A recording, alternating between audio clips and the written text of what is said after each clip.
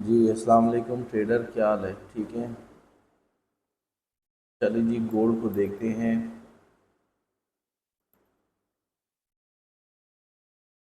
Chart को एक दफ़ा मैं क्लीन कर लेता हूँ, दोबारा से एनालाइज कर लेते हैं। गोल्ड यार बुलिश है। और डेली के हिसाब से हमने बात की थी ना कि ये हमारा लास्ट 1 2 3 है। और इसने अपने टू को स्वीप करके नेक्स्ट कैंडल अंदर क्लोज करके मतलब लिक्विडिटी स्वीप की है और ऊपर साइड पे अभी जा रहा है। तो डेली में कहानी तो ये है। और H4 की बात करें, H4 तो वैसा कंफ्यूजिंग है, कंफ्यूजिंग नहीं है बट ये कि ब्रोकर आपस में ना वो नहीं है, क्या कहते हैं। अच्छा, ये कैंडल इसके ऊपर क्लोज है। बाकी ब्रोकर में ना ये यहाँ पे विक लगी है, कैंडल क्लोज नहीं है। तो इस वजह से थोड़ा सा कन्फ्यूजन आ रहा था। अब अगर ये कैंडल इस ब्रोकर के अकॉर्डिंगली क्लोज है तो ये ब्रेकआउट स्ट्रक्चर है। और यहाँ से हम एक बाई साइड की मूव एक्सपेक्ट कर सकते हैं। कल इसमें मैं बेयरिश था, उसकी रीज़न भी मैं आपको बता देता हूँ। वो चल गया है लेकिन वो क्या कहते हैं कि बहुत मर मर के चला है। उसकी रीज़न ये थी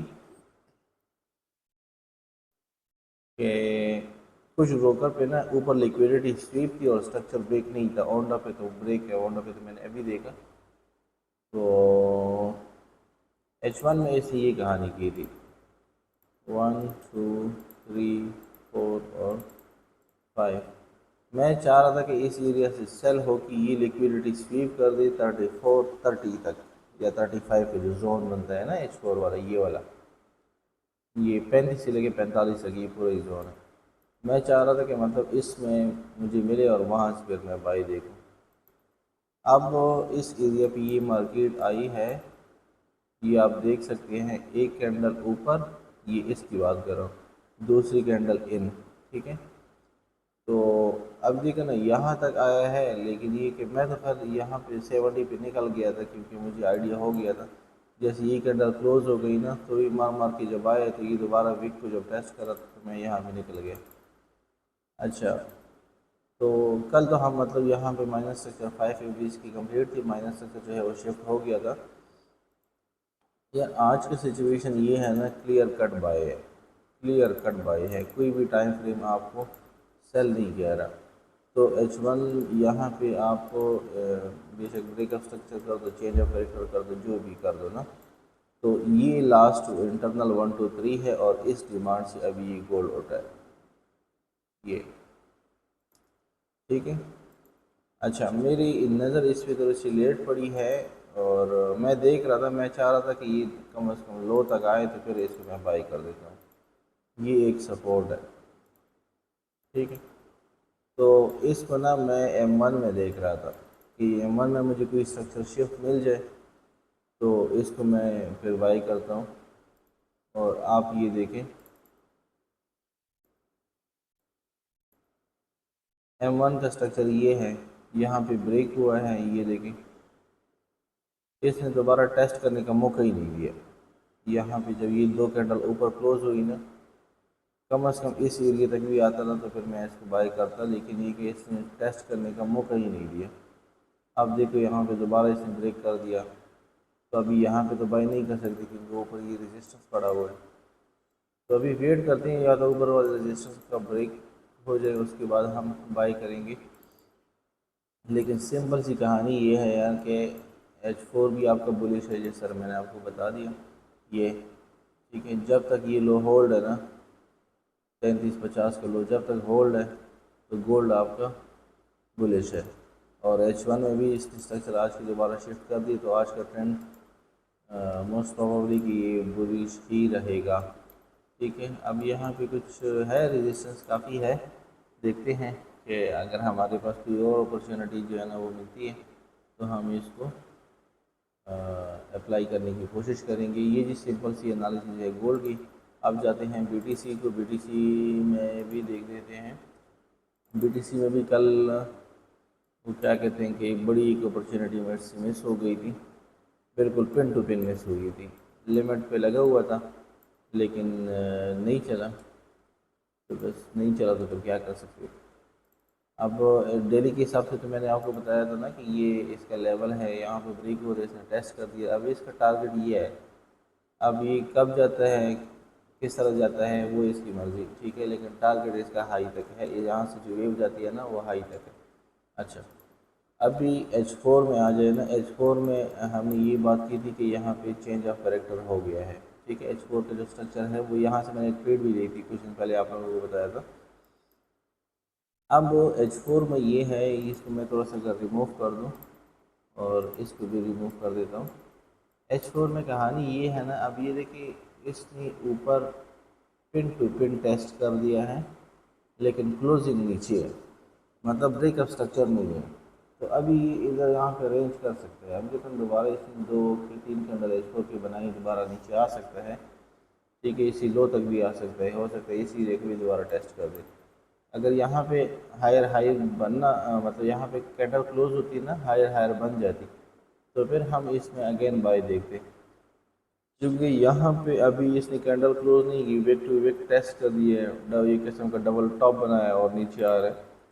H1 में देखें तो H1 में देखिए यहाँ पे चेंज ऑफ करेक्टर हुआ था। अच्छा, कल मेरी ट्रेड यहाँ से मिस हुई थी, जब इसने ये 1 2 3 कर दिया ना, ये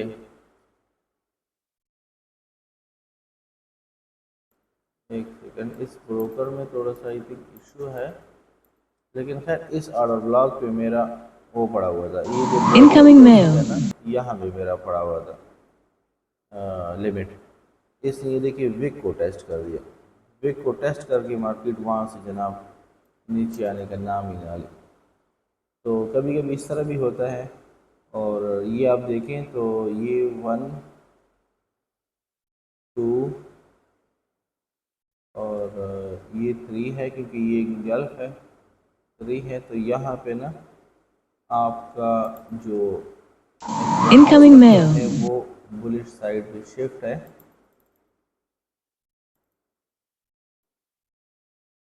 1 का माइनर स्ट्रक्चर शिफ्ट,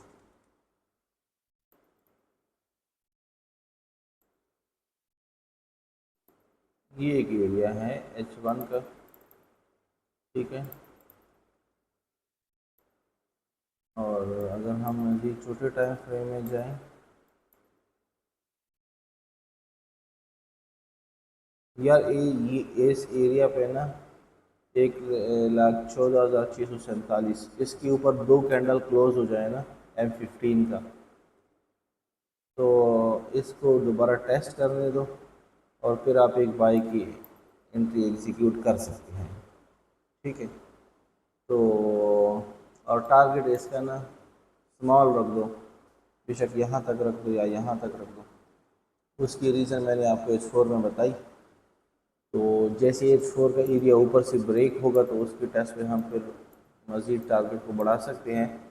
लेकिन ये कि फ़िलहाल के लिए ना आप देखें तो यहाँ पे ये टर्ल सूप है, ठीक है, ये देखिए सीडो स्ट्रक्चर भी कह सकते हैं, लिक्विडिटी स्वीप भी कह सकते हैं, फेक ब्रेकआउट भी कह सकते हैं, ठीक है। ये लोगों के नाम हैं, कुछ भी लोग वो क्या कहते हैं कि कुछ भी बोल देते हैं और लोग इस बारे में सोचते हैं कि ये क्या होगा। आजकल जो मार्केट में वायरल हुआ है जी टर्ल सूप, अब नए लड़के सोचते हैं जी टर्ल सूप ये क्या है, ठीक है, ये कुछ भी नहीं है, ये फेक ब्रेकआउट, लिक्विडिटी स्वीप, ठीक है। और बस कुछ भी कहो, क्योंकि हमारा रूल है कि 2 कैंडल ऊपर क्लोज हो, ठीक है। अब ये वाला कैंडल अंदर क्लोज है इसके नीचे, तो इसको आप फेक ब्रेकआउट कह दो, लिक्विडिटी स्वीप कह दो, टर्ल सूप कह दो। तो खैर इस एरिया पे ना ऊपर अगर 2 कैंडल क्लोज होती है M15 की, तो दोबारा टेस्ट करने का वेट कर दो और इस एरिया से बाय कर दो, ये नीचे आपका स्टॉप होना चाहिए, ठीक है। ये सिंपल सी जी एनालिसिस हैं BTC और गोल्ड का भी आपको बता दिया। उम्मीद करता हूँ कि एनालिसिस आपको पसंद आ गई होगी और मिलते हैं जी नेक्स्ट वीडियो में। अपना ख्याल रखें, अल्लाह हाफिज़।